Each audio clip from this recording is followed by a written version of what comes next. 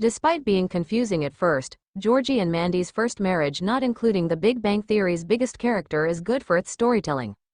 After young Sheldon ended, the new show follows Sheldon's big brother Georgie, Montana Jordan, as he begins to navigate adult life. In The Big Bang Theory, we are given very little information regarding Georgie and the rest of the Cooper family after Sheldon leaves for California after their father's death.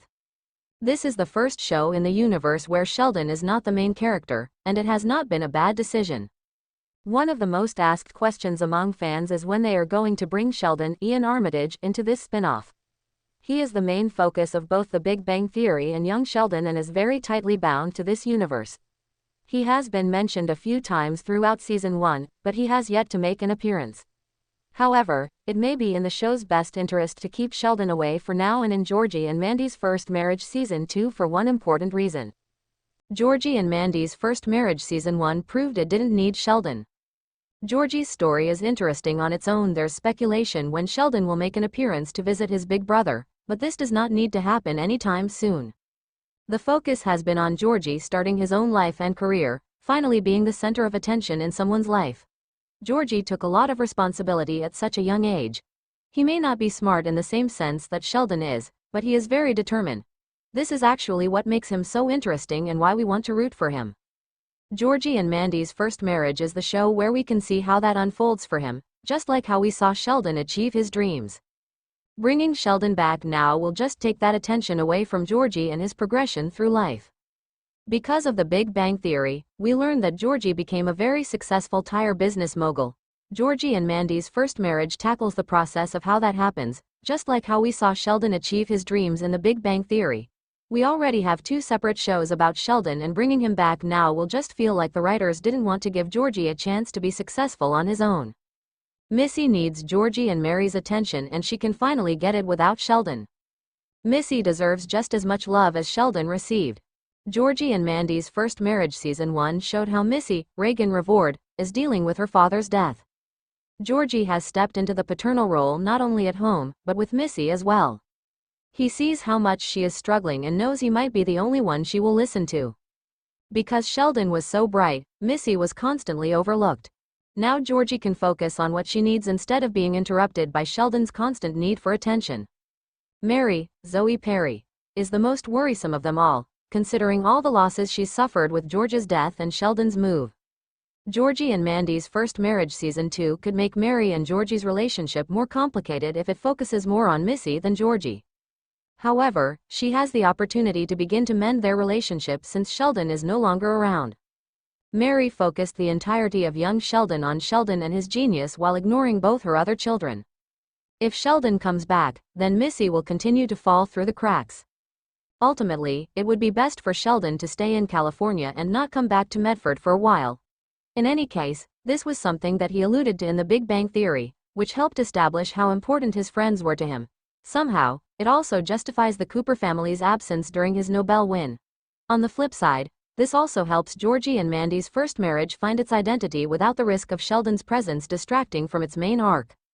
When young Sheldon introduced us to the charming and sometimes chaotic relationship between Georgie Cooper and Mandy McAllister, it offered a glimpse into a part of Sheldon Cooper's life that The Big Bang Theory had only alluded to. Yet, as the 2 characters eventually take the bold step of tying the knot, there's something refreshingly poignant about their story, not because of who's included, but precisely because of who isn't. Yes, we're talking about The Big Bang Theory's towering presence, Sheldon Cooper himself. At first glance, this might seem like a narrative omission. After all, Sheldon is the gravitational center of the entire Big Bang universe, a genius, a misfit, a cultural icon.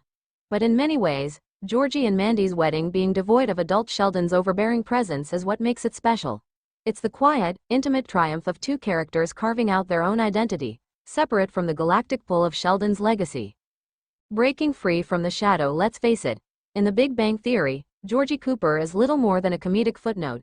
The oft-mocked older brother, the supposed dumb jock, who ran a tire business and never quite measured up to his younger brother's intellectual prowess. But in young Sheldon, Georgie evolves into a fully realized character, charming, flawed, fiercely loyal, and unexpectedly vulnerable.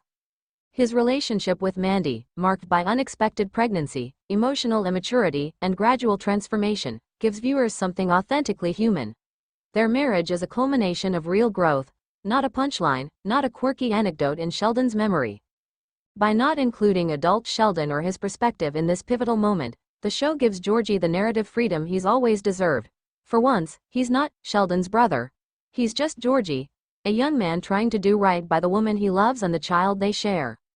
The narrative freedom of distance. One of the most poignant things about young Sheldon is its distance from its parent show. Where The Big Bang Theory was dense with physics jokes, rapid-fire dialogue, and quirky one-liners, young Sheldon often favors quiet moments, porch talks, family dinners, subtle glances, and emotional reckonings. It's not just a prequel, it's a tonal reimagining. Georgie and Mandy's story thrives in that space.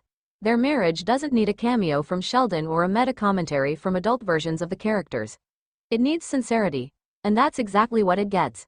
Including Sheldon would only distract from the emotional stakes of their union, pulling focus away from two people who are finally stepping into their own narrative.